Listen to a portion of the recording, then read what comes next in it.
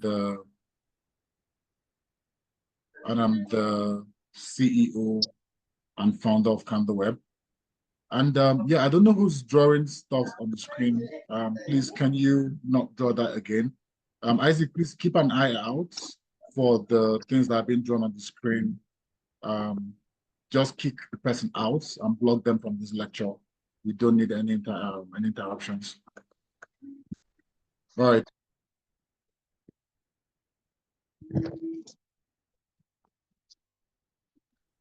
So yeah, I was introducing myself. My name is David Mogaji, and I'm the founder and CEO of Candleweb AI. For those of you that don't know, what we do at Candleweb is quite simple. We help our users automate the entire trading process using AI. So if you're someone who wants to go into trading, you want to make money through cryptocurrency trading, but you don't have the technical knowledge on how to go about it and you're scared of losing your money, then Candleweb is your best bet for you to be able to make profits and at the same time preserve your capital. We already have a lot of people from our previous courses and even some persons that are here that are currently our users. And you can check us out online, check reviews. I'm sure you'd see a lot of great things about us. But yeah, let's go back to the subject at hand. I will be talking about AI agents and then automation, right? So the question is, first of all, what is automation, right? Let's start with that. And then, according to Gemini, all right, in very simple terms, automation is the use of technology or machines or systems to perform tasks or processes with minimal or no human intervention, right? So automation is something more like automatic, where you don't have to be there to do anything. A machine or your laptop or whatever can automatically carry out tasks on your behalf without you having to interfere or supervise it. And this is one of the places that AI actually shines, because on the from the fundamentals, right?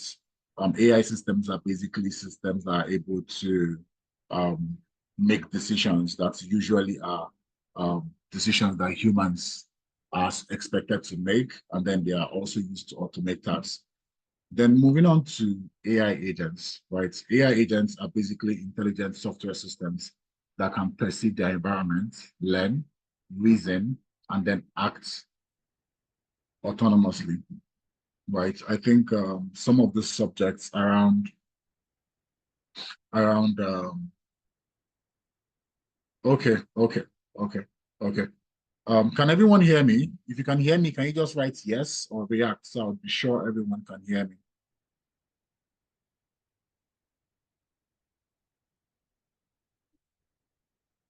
All right, awesome, awesome. All right. So Nisi, I'm going to repeat the definition for automation. Um, so yeah, this is for you specifically. So automation is the use of technology, machines, or systems to perform tasks or processes with minimal or no human intervention, right? So you can see automation as almost the same thing as synonymous to automatic, right? Where something is done automatically without you having to interfere, basically. It's just like when you're driving a car. I mean, if you're driving a manual, you're driving an automatic, you'll be able to tell that, yes, the complexity of driving is made less when you're driving an automatic when compared to a manual. I don't know how to drive a manual, so I wouldn't even go into that. But that's basically what automation is. And as I said, that's where one of the places that AI really shines, and specifically AI agents. And I said, according to the definition I have here, AI agents are basically intelligent software systems that can perceive their environment, learn, reason, and then act autonomously. All of these things, all of these their characteristics is basically aimed at one thing, is for them to be able to achieve a goal that has been assigned to them. So the goal could be for them to create social media content. The goal for them could be for them to help create a software. It could be for them to help you place a sales call. It could be for them to literally do anything, right? I think we've gotten to the place whereby it's kind of hard to be able to distinguish between a human voice and that of an AI, right? And the thing is, AI, the performance of AI is not going to decline over time. It's only going to improve. So there will be a time that if you even see something on the internet, you wouldn't be able to know if this is AI generated or this was done in a studio or done by a human. So we're getting to that point. And if you look at some of the images that were generated by AI, let's say the last year or last year's, especially that of humans, you'll see some pictures whereby a human being has like 6 fingers, but that's no longer a thing. And AI can actually draw a human being almost perfectly these days. And as I said, it's only going to improve over time. And then moving to AI agents, back to AI agents. The next thing I'll be talking about is the difference between AI agents and then traditional softwares. When I'm talking about traditional software, I mean things like your regular WhatsApp, although WhatsApp have integrated AI, but not AI agents.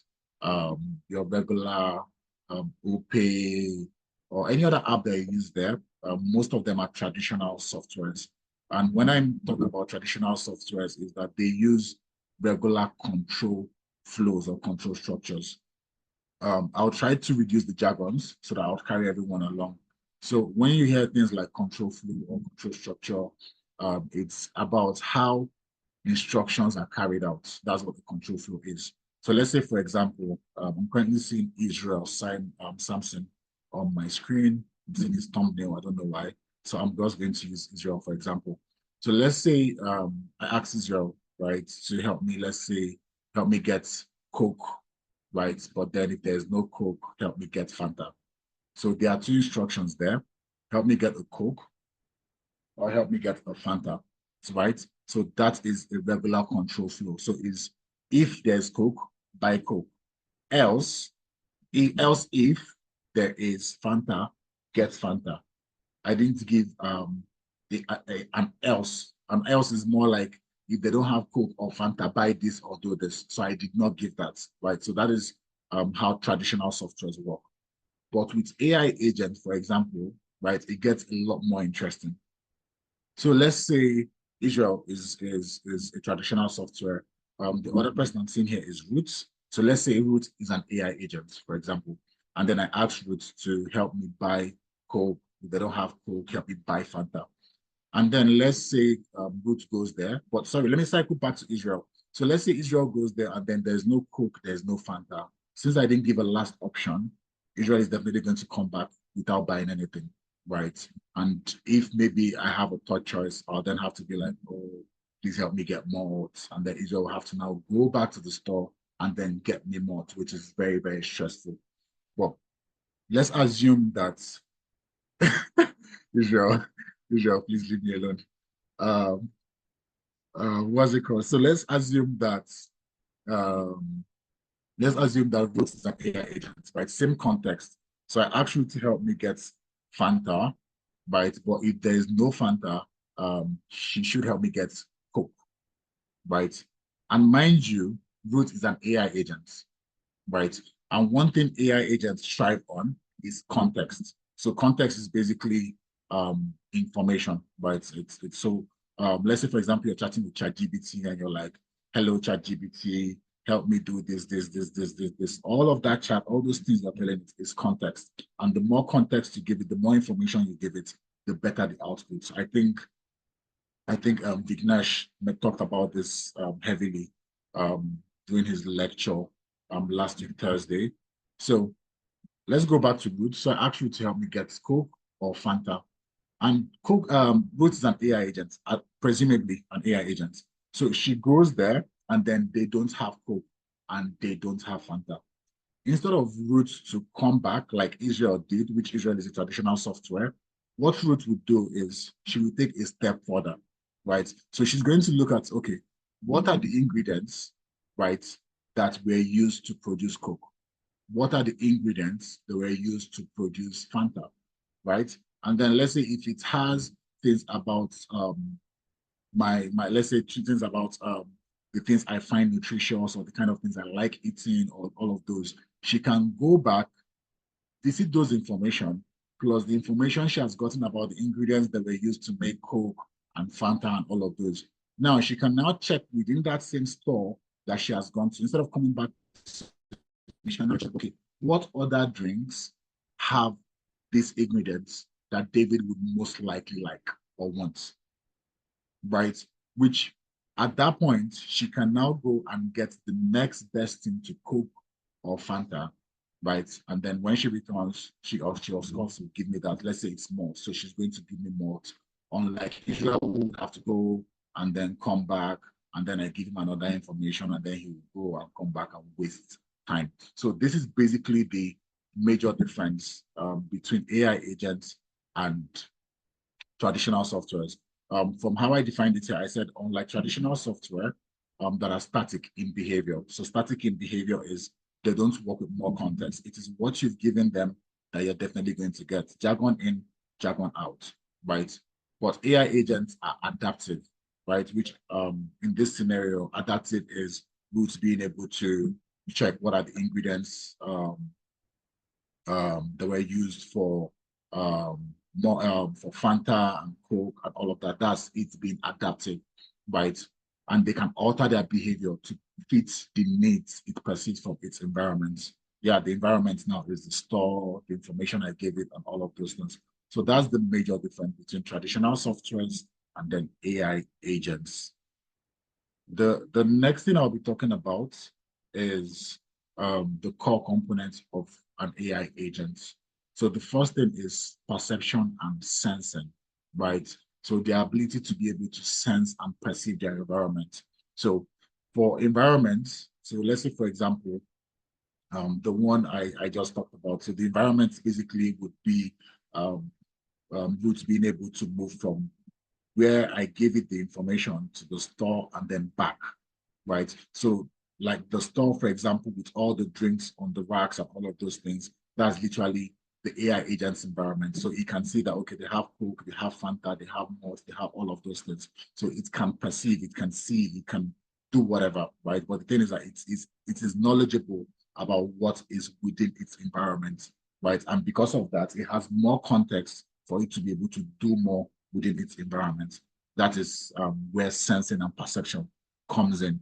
And some of these things, coming down to much more programming perspective, they can be able to perceive their environment basically through data. So let's say, for example, self-driving cars, right, like Tesla or BYD and the rest of them, they always have cameras, which of course they call them sensors. So these cameras are able to, they literally have like cameras, either they are rotating or they have cameras at different angles that is able to like take pictures or videos of the car's movement, the environment around the car in real time, and then convert that to valuable data, right, to send to the AI agent. So that is the AI agent being able to then perceive its environment through that data. So it can know that, okay, if I should move left, I'll hit the pole, or there's a stone in front of me, or there is someone crossing the road and all of those things, right? So that's basically the environment of that self-driving cars, that self-driving car. But it's not the same thing for all agents. So let's say, for example, our AI agent as Candleweb, the way it perceives its environment is from things like market data, let's say things around technical data, things around sentimental data or fundamental data, right? So it's able to know, okay, this is what's happening in the market today. This is what is happening in the markets, technical wise. And then from all of those things, it's able to make informed decision that can affect things in the real world, like help our users grow their profits and all of those. So that's that about perception. Then the other thing is internal state and memory, right? So they are able to recollect past conversations, things that they have done in the past. And this is one of the ways that they are able to improve their performance. It's how they're able to improve how they behave and all of those things and every other thing in between. While we move on, yeah, guys, can you still please just let everyone know on the group if you're enjoying the lecture, you're enjoying this lecture, just let everyone know that everyone on on the WhatsApp group know that yes, the lecture is on and yeah, you're getting value from this.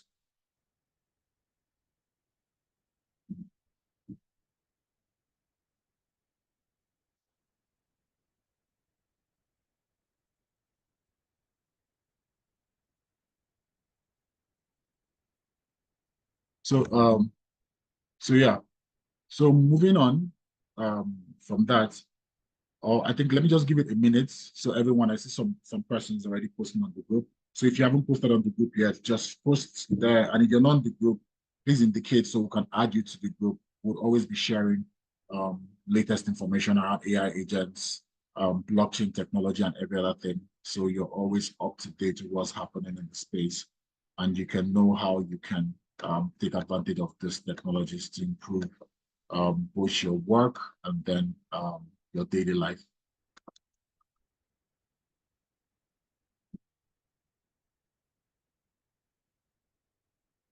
All right. So moving forward, the next thing is internal state and memory, right? These agents are able to recollect past interactions, whether it's with their environment, whether the person they're having interaction with is a human being, or maybe it's like, let's say like Candleweb, for example, market data. So they're able to recollect, okay, the past trade they have taken for users, was it profitable or was it a loss? If it's profitable, what was the market looking like? Of course, they should do that more. If it was a loss, okay, what was the market like? Yeah, they should learn from that and improve. Maybe try something else next time that works. They should do more of that, right? So that's they being able to have memory and then recollect past interactions and all of those things. The next thing is reasoning and then decision making, right? I think anyone who has used ChatGPT or maybe Gemini and the rest of those LLMs or chatbots, you would see that they've already added an extra components to it. You would see where they wrote reason or reasoning, which if you click it, kind of takes the AI a little bit longer for it to be able to come up with a response, right? And most of these things are done through chain of thoughts procedure, where in the back end they kind of tell the AI how to think around these things for it to be able to provide way better outputs or information that is more reliable to the user. So if you can see what I wrote here, I said agents are able to reason through tasks, make decisions, and then take actions that influence their environment, right? So let's say, for example, self-driving cars. So it could be, let's say the let's say the self-driving car, let's say it's a Tesla. I don't know why I keep using Tesla. Well, let's say it's a Tesla, and then let's say there's an obstacle in front, right? Let's say there's a child crossing the road. So for it to be able to, the fact that it has been able to perceive and sense that, okay, yeah, through the cameras, which they call sensors, has been able to detect that, okay, there's a human being crossing the road, right? The next thing to do is what for it to reason through that, okay, there's a human being crossing the road. What should I do next, right? Now, from that thought or that chain of thought of what should I do next, if the answer, which of course the best one should be, you should step on the brake, right? The AI agent controlling the Tesla car would then step on the brake and then the car would stop and that child would be able to cross the road safely. If it's Candleweb, for example, unless the market is on a very serious downtrend and the AI agent is able to sense the environment and see that, okay, yes, the market is on a downtrend. So there are two things, right? So you can look at it that, okay, what is the possibility of the market recovering in X amount of time? And if I should take a trade now, would it be profitable before it hits the predefined stop loss, which of course is to protect users' capital? Or should I hold and wait until the market reverses before I take a trade for the user so that I can be able to minimize losses and then maximize profitability for users? So this is its reasoning and then taking action from that act of reasoning. So the next thing I'll be talking about is types of AI agents that are currently in practice and in use, right? That people are currently using. Yesterday, I think that was yesterday, I posted something on my WhatsApp. I said, I don't understand why in 2025 anyone would be learning to be a virtual assistant. This is no disrespect to virtual assistants, but the truth is a lot of jobs are currently being threatened. I mean, most of the tools that most people use, regardless of the industry, is created by software engineers, right? And if software engineers, their jobs can be threatened, I really don't see another job that wouldn't be threatened over time.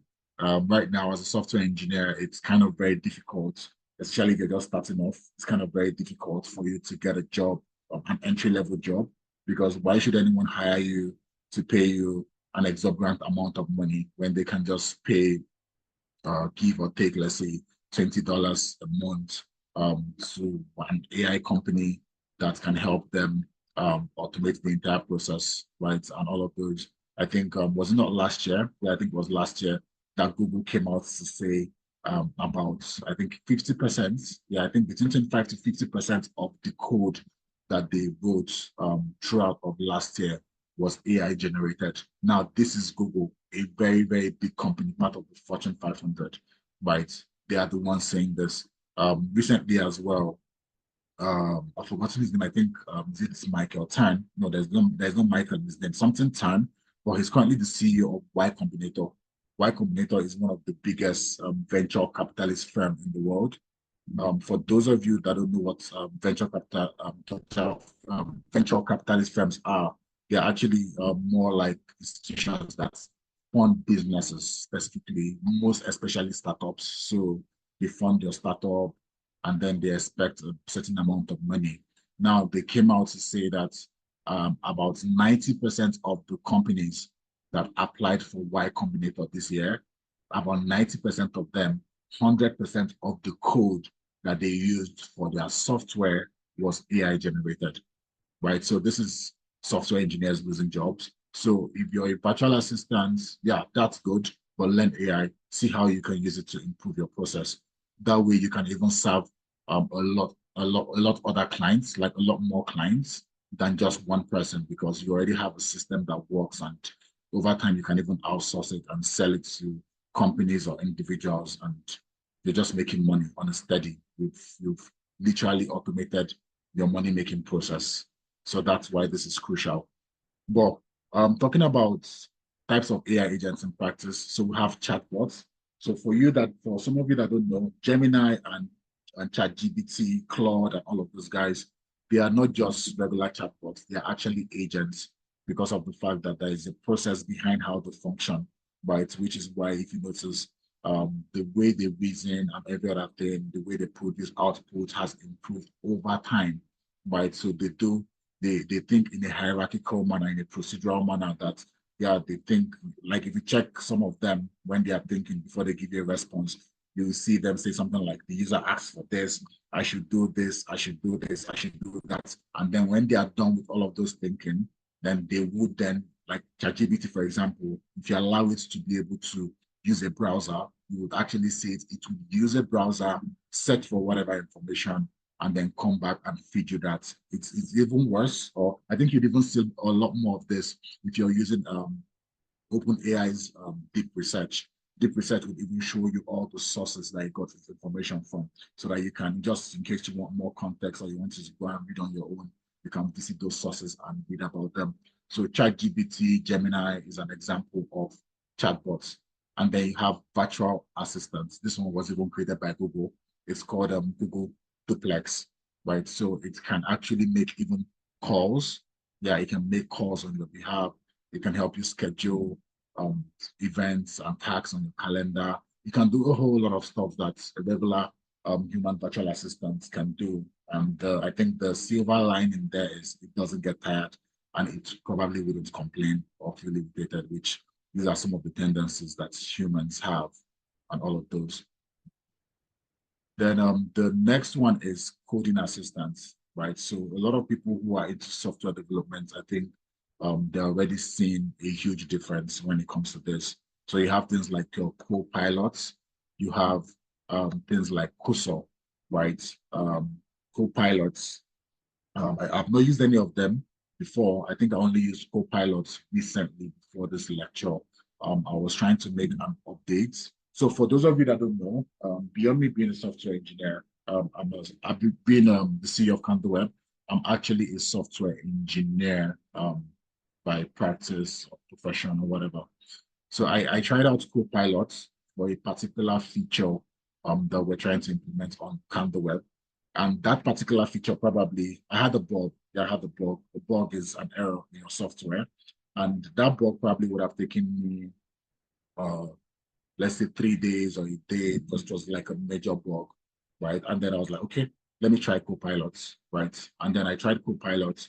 All I was doing was just speaking English to the guy, right? I'll just tell it, okay, look at this code. What do you think? What's causing this error? It would think through it. It would recommend some code. It would even add the code to my code base. The only thing I have to do is approve it and then I test it. If it doesn't work, it gives me another error. I take a screenshot, I share it with it, and all of these things are within my code editor. Code editors are the applications you use to write code. So it's within my code editor. I still share it with it, it sees it, and all of those things. So it's literally exciting. And I think over time, we'll just have coding agents that you don't even need to understand coding, although I always recommend people to know how to code. I mean, it pays to do that. Then the other one is autonomous mobility. I don't know if any of you have heard of Waymo, right? But Waymo is an automated taxi that was created by the guys at Google. And from the time that they created it, I think it's only in San Francisco currently. That's where you have Silicon Valley, if I'm not mistaken. No, I'm not mistaken. But I think it's only in um, San Francisco currently. Last time I checked, I think they were looking at extending to other states in the US. And since that time, since they launched till now, they've been able to um, carry out 200,000 rides successfully, no accidents, no casualties, right? And I mean, AI is only still just improving. So if they can carry out 200,000 rides safely, just now that AI agents, we've not even gotten to AGI, that's artificial general intelligence, or ASI, artificial super intelligence, and these things can already conduct driving, like they can drive safely. Then trust me, it's something everyone should pay attention to, because if you know how to drive and you're a safe driver, I don't think anyone drives with the intentions to go and kill themselves on the road or something, but you would know that there's a lot of complexity to driving, right? You have to pay attention to what's happening in front of you. You have to pay attention to your side mirrors. You have to pay attention to almost every single detail, right? Just so that you don't kill yourself or get someone killed. My dad would say, if you're driving, just assume, especially in Nigeria, if you're driving, just assume every other person is mad. So you have to think for the next person and then think for yourself as well. So driving is not in any way a very simple task. So for AI systems to be able to drive is a very, very big deal. So yeah, they've been able to carry out 200,000 rides successfully. And then even our trading assistant at Candleweb, which we call Candle AI, has been able to conduct 10,000 trades. By trades, I mean orders for our users, and still counting. And so far, so good. Our users are profitable. So yeah, it's something to really pay a lot of attention to. The next thing I'll be talking about is multi-agent systems, right? So we have the regular AI agents and then we have multi-agent systems. To a degree, they are the same thing, but not exactly the same thing, right? So an agent is just singular, right? It's just you working with one agent. Then multi-agent systems is where you have multiple AI agents working together, right, for them to achieve a collective goal, right? The last event I went for at the University of Abuja, I talked about AI agents, and I had to explain um, multi-agent systems using humans that were there. That's the people that were currently there. I think I'll still use Israel because he's still showing on my screen, which I have no, I don't understand why. So let's use marketing, for example. So let's say Abel works at a company called XYZ, and then he's the only person in the marketing department. Now, marketing is something that is, but now let's not even talk about marketing. Let's even just talk about contents, or let's just go with marketing. Let's go with marketing, right? So marketing is something that is very, very complex, right? Because first of all, there are a lot of things you have to do when it comes to marketing, right? You have to do things like audit your competitors for you to be able to understand, okay, what kind of content have they created? What are they doing? What are they not doing? What have they done that have made them successful? Especially if it's competitors that have gone, that started before you, right? So you have to audit what the ones that have failed, the ones that are successful, to understand why the ones that failed, marketing wise, and the ones that succeeded, why, how and why they succeeded marketing wise. And also beyond that, you have to, when it comes to things like content, you have to do things like keyword research. You have to um, do evaluation of your users to understand, okay, their demographic, their age, a lot of things, right? Just for you to understand, okay, what kind of content will I put out that would matter to this person? Now, let's say Israel, just Israel Samson is the only one working at XYZ company as that's in the marketing department. Now, if Israel is to do all of these things, right? If he starts in the morning, let's say by 8 a.m. And he closes by let's say 5 p.m. before noon or even before 2, just because of the fact that he's wearing many hats, he's doing several things that across different expertise. Before noon, um, Israel's energy will be depleted, right? He will be very, very tired, and his productivity would decline. It would reduce, right? So if you should compare his work in the morning when his energy was at its peak and his work around, let's say, 2 p.m., you would be able to tell the difference, right? Because um, except maybe you're taking coffee or energy drinks, which of course I don't always recommend anyone take energy drinks. But even that, at some points, it kind of wanes and fades from the system, and before you know, you're really, really tired, right? So it's kind of going to be hard for Israel to be able to produce peak content. Well, let's say Joseph, Ruth, Joy, and Elijah, right, are working in another company, right? Let's say ABC company, and they are the ones working at the marketing department, right? So let's say Ruth is in charge of content development, and even within the content development, let's say Joy is helping with things like keyword research. Let's say Elijah is helping with something like computer auditing. Um, and let's say Joseph is helping with, let's say, what's the word? Um, let's say just evaluating basically who their customers are, like getting insight and all of those things into who their target or prospective customers are. You would agree with me that even if you meet these guys by noon or by 2, their work will still be on point. And that's the one reason. It's because of the fact that they are doing one specific task, right? And when you're doing a particular task, there is a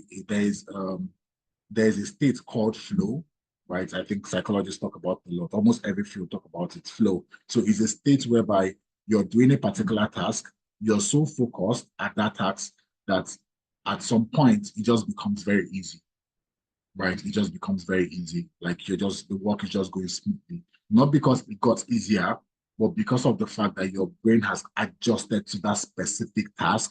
So it seems easier for you, right? So even at noon or even 5 p.m., you can still compare their work um, at, let's say, in the morning to the one in the evening. Even if there's a decline, the decline wouldn't be as much as that of Israel, who is doing multiple things at the same time, right? Because that's just going to be interrupting his flow state over time.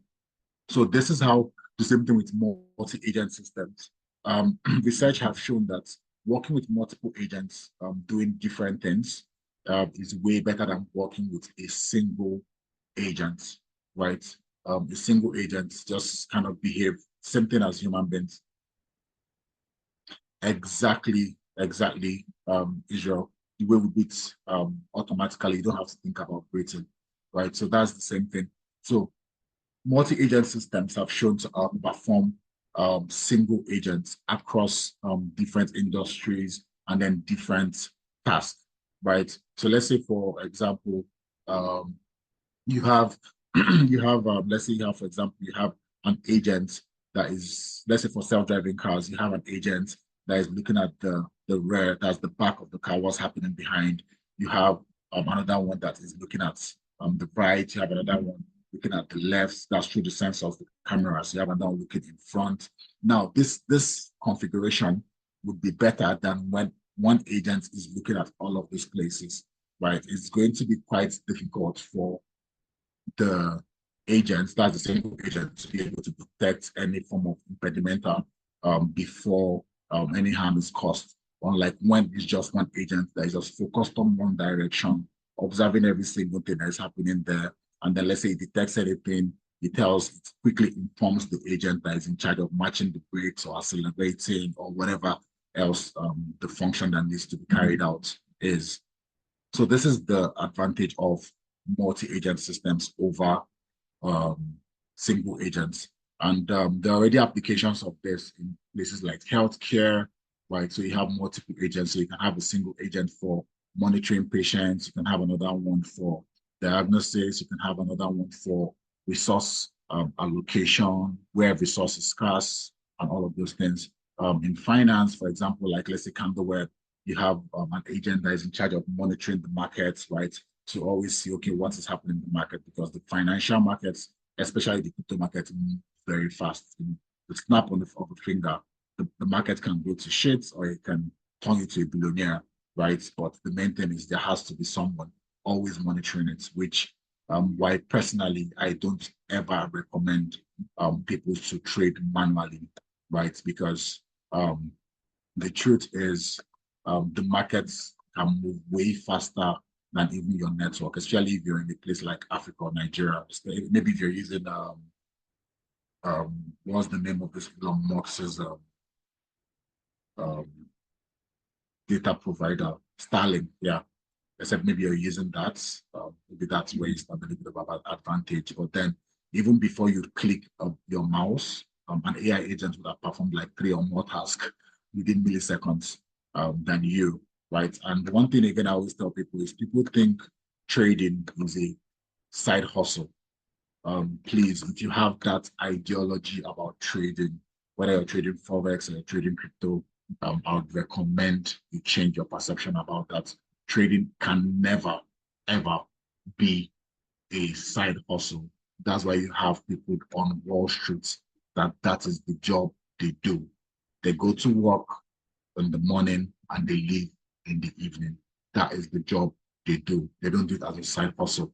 So if you're seeing trading as a side hustle, you're definitely going to blow your account. You're going to waste your money, and then you're going to say the forex market or the crypto market or whatever financial market you're trading is a scam. But no, it's not a scam. You're just the one that doesn't know how to navigate the markets profitably. So yeah, we already have things like that in finance. So you can have an agent for monitoring. You can have another one for defining trading strategies. You can have another one for um, risk tolerance and risk strategy management. And then you can still have another one for things like executing trades on behalf of users and etc., depending on the configuration of your system. And then moving forward, the next thing we have here is the future of work. So I had to add this as an extra because I feel like it's going to be a disservice if we should talk about AI agents and we're going to talk about the future of work, right? So as I mentioned earlier, um, regardless of the industry you're in, you would get to realize that at some point you're going to use AI or you're going to lose your job, right? And there was a survey that was conducted. I've forgotten the company that conducted it. That is Digital Digest or something. I've forgotten their name, but they conducted a survey, and then from that survey, they were able to realize that by the year 2027, about 50% of companies, right, around the world will be making use of AI agents, right? And what this is going to provide these companies is this much more profitability and less costs, right? So, and for those that would be hired, right, I think you just have to be around top 1%, right? In case, just to give more context to what top 1% means, for you to be top 1% in any field, I think you're almost not going to have a life outside of that work or that particular field. So, for example, if you should meet software developers or engineers that are in the top 1%, these guys are so engrossed in their work that you might be talking politics with them. And before you know it, they are relating it back to software engineering or some other thing. They are always passionate about um, their work, right? It's always work and all of those things. So and even that top 1% in the future or even in the present right now, um, you're still going to require AI knowledge. In fact, I think LinkedIn, is it LinkedIn? I think it's LinkedIn. They had a survey recently of what some of the things that will be required for work in the future, and AI knowledge was number 1 on the list. And if you want to understand more why knowledge about AI is, I think some of the people to look at is China and then even US. I think by September, China has made it mandatory that um, even from primary school, children will be taught AI because that is the future, and not just the future, it is the present. US has taken the same step, and for US, I think they said every state would be in charge of deciding what subjects that will be taught to the students in high school and all of those things. But the thing is, they just want to ensure they prepare their citizens for the future that is already here, because I don't think it's coming, it's already here, and there's little or nothing any of us can do about it. This is not about liking it or not liking it. It's here because AI is like electricity. It's a general purpose technology, right? So it's going to touch everything. It's definitely going to touch everything. And I would really, really encourage everyone here to take it really seriously, because I remember when crypto came out newly, I got into crypto and blockchain in 2015 or earlier. And a lot of people then, when I was working with a company called Dash then, Dash was as popular as Ethereum then. I think they were like one of the major competitors of Ethereum then. I was working with Dash. And then I think I was in Kaduna State. I was in Kaduna State. So most persons that know about crypto in Kaduna got to know about crypto through I and my team before we left. But the main thing is, one thing I learned was when there's a new technology, there are the early adopters, and then there are those that doubt it. There are those that go around saying things like it's a scam. I think I saw one video on TikTok recently that one pastor was saying AI is a fallen angel, and it was just very funny to me. It's, I don't know, it's about the pastor, just very funny. But yeah, there's always the early adopters rather, and those who adopt these technologies late. And the people who adopt these technologies early and they're able to have a long-term plan around it, they are the ones that always build wealth around it.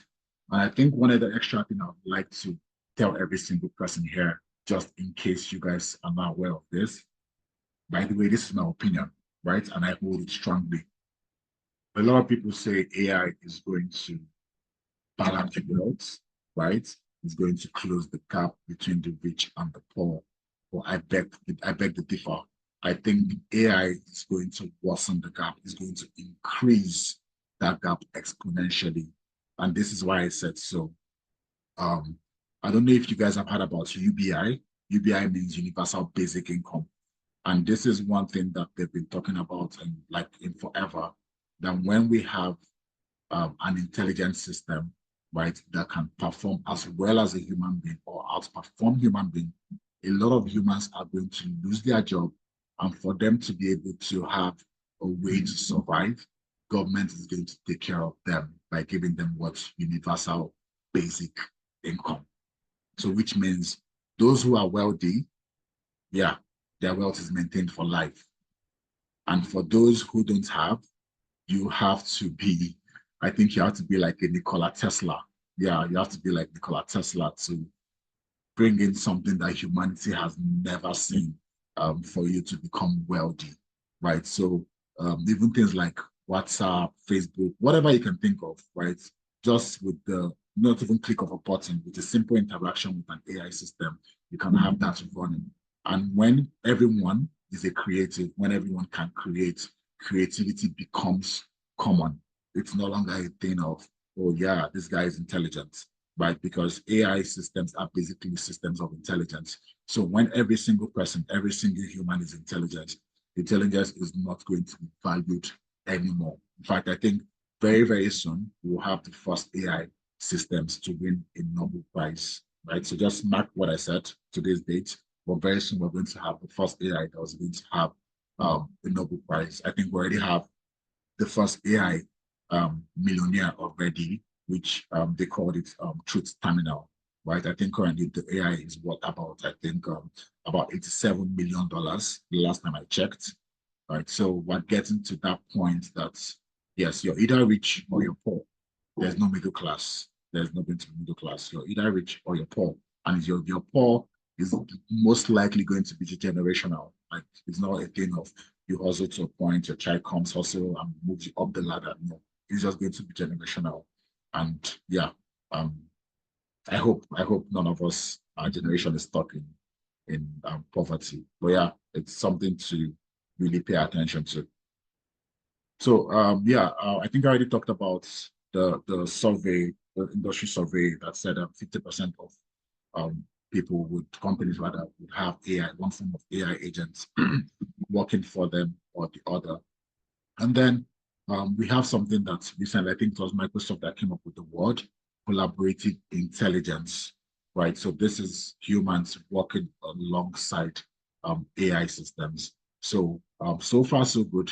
AI agents or AI systems are not yet better than us, although they have kind of way better retrieval system than us.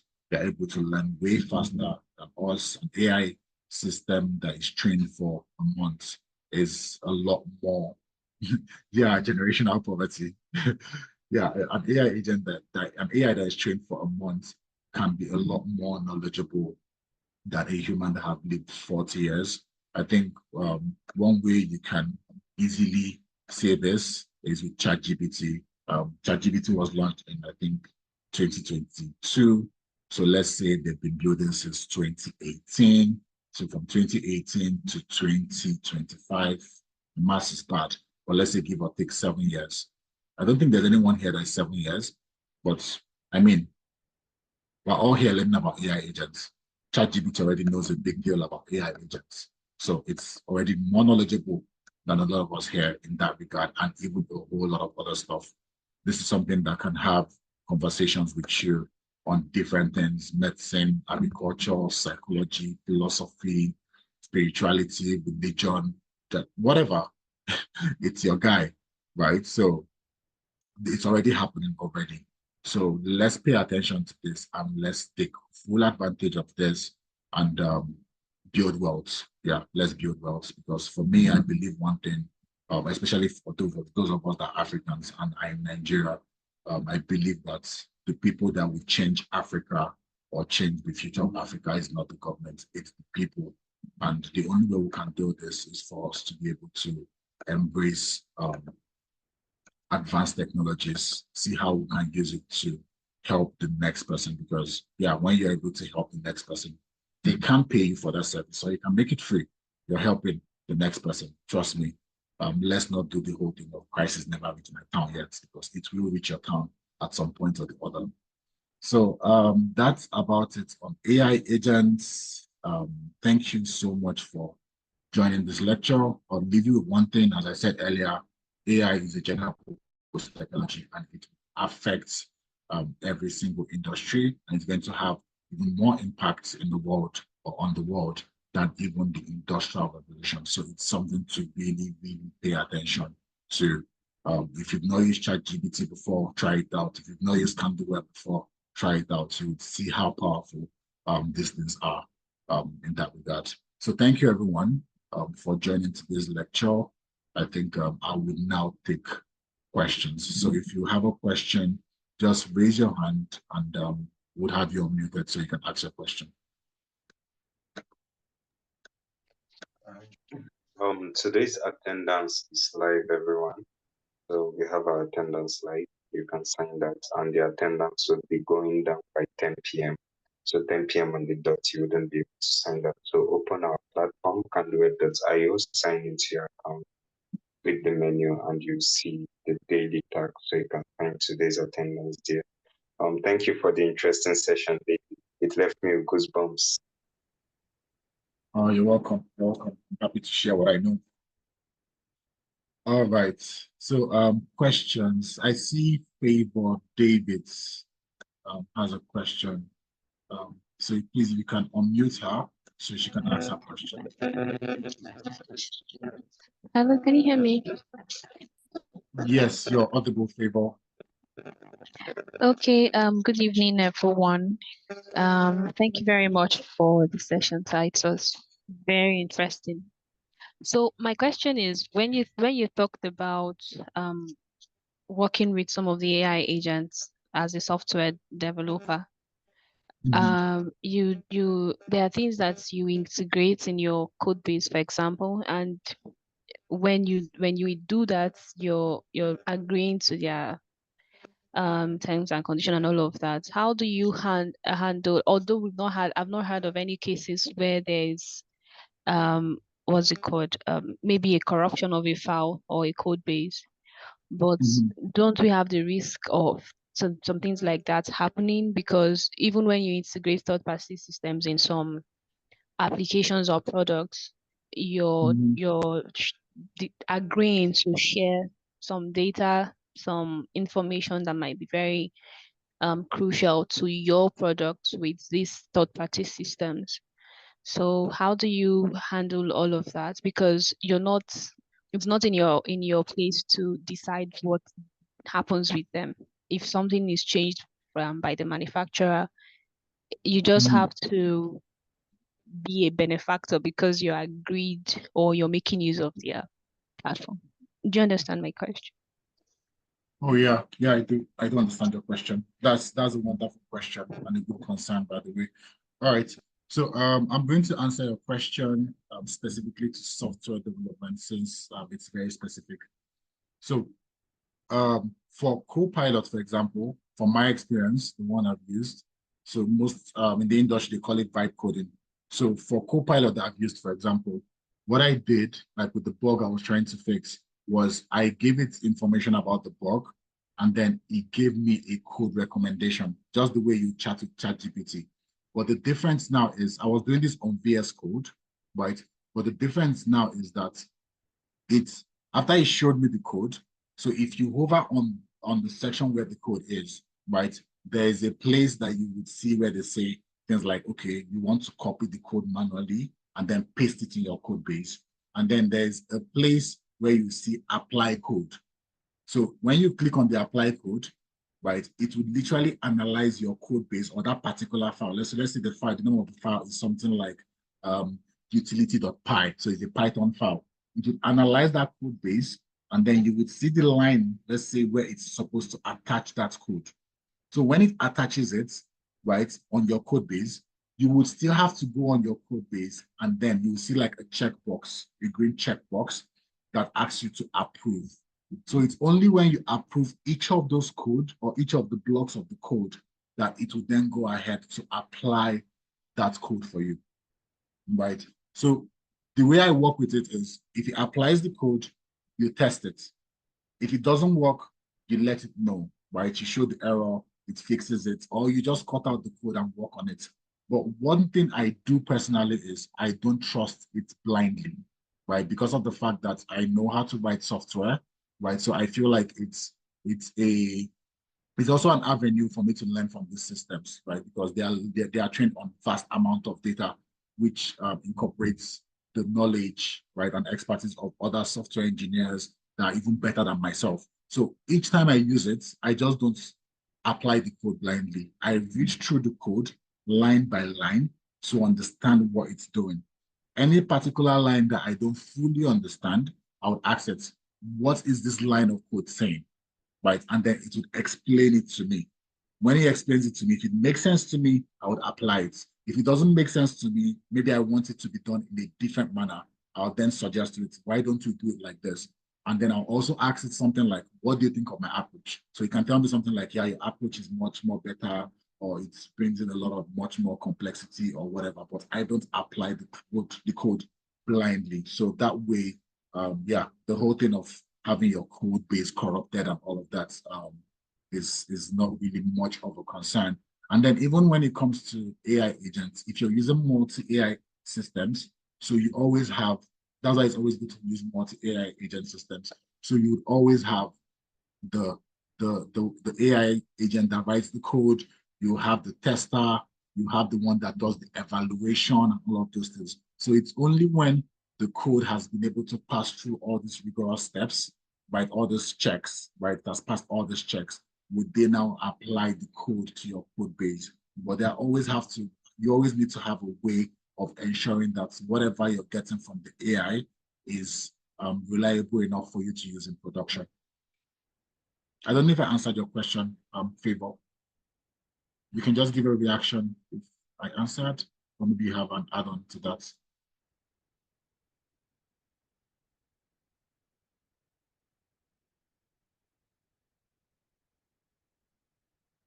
All right. I don't know if that's the reaction, you're raising your hand for another question. Isaac, please unmute Favor so she could speak. If anyone have any other question, please feel free to raise your hand or indicate in some other way so we can have you unmuted.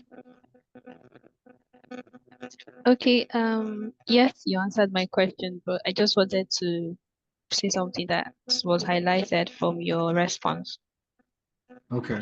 So yeah, it tells me that whatever we are doing, we still have to be very knowledgeable about it, because as a software engineer, if you are not knowledgeable about your code or the language that you write on, you could be led blindly. So it's just highlighting the fact that humans also need to be very sure of how they want to make use of these AI tools and agents as well. That's what I want to say. Thank you. Awesome, awesome. Yeah, that's absolutely true. That's absolutely true. You need to know little or more about what you want the AI agents to do for you to be able to vet what they are doing, right? An example is if you should ask someone to buy you bread, if you don't know what bread looks like or what bread tastes like, the person can go and buy you puff puff and you smile and be happy and eating, and you go and show everyone that you're eating bread while you're eating puff puff. So yeah, it pays to know at least a little or something about what you're doing. Does anyone have any other questions? Are there any other questions before we end today's session? If you have any questions, please indicate by raising your hands. And then I think I mentioned this during the last lecture. For those of you that have not been able to claim your rewards, we've been able to fix that bug. So you should be able to claim your rewards now on Candleweb. There are two rewards basically. One is points, which we're going to be converted to our in-app token over time, and that would be a means for us to give airdrop to our community and then our students and all of those. And then there's one that is called AI units. The AI units would allow you be able to make use of our AI agents and trade on Candleweb without having to pay for subscription, at least until you exhaust that. So yeah, feel free to make use of those. Are there any other questions before we end today's session?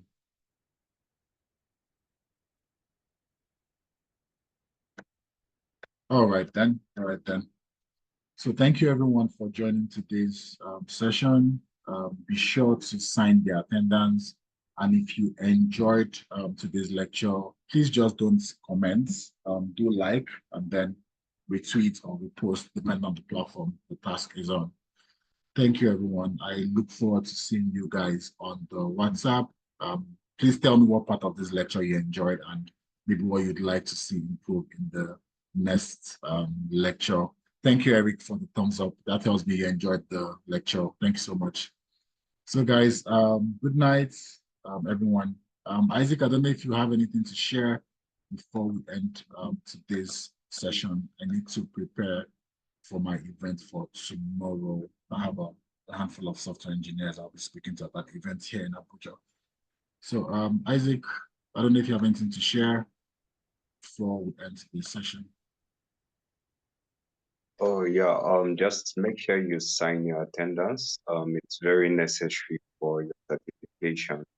I think everybody should already know this. By the end of the course, those who have signed their attendance up to the benchmark of 70% and also taking the weekly quizzes would be getting a certificate from Candleweb AI. We did the same thing with our blockchain course.